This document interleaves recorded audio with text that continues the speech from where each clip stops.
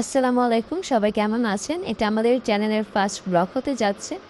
আমাদের ছাদে একটা ভাঙা ড্রাম ছিল যেটাকে কেটে আমার ভাবে এখন ছোট করে নিবে।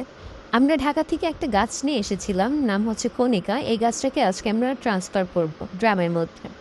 সো এখানে আমাদের ড্রাম কাটা হয়ে গেছে। আমার ভাবি এখানে মাটি ঢেলে দিচ্ছে কিছু, কিন্তু বেশ কিছু মাটি এখানে দেওয়া হয়ে গেছে। এখন আমি এখানে প্যাকেট কেটে নিচ্ছিলাম গাছের সাথে যেটা ছিল।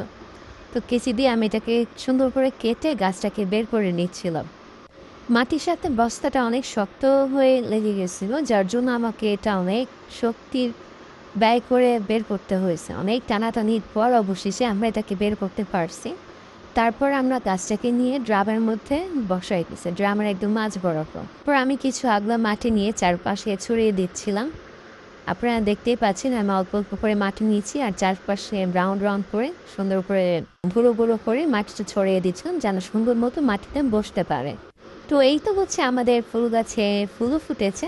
আর এটা হচ্ছে ফাইনাল লুক। আমরা অনেক সুন্দর করে এটাকে ছাদে একটা কর্নারে বসাই দিয়েছি।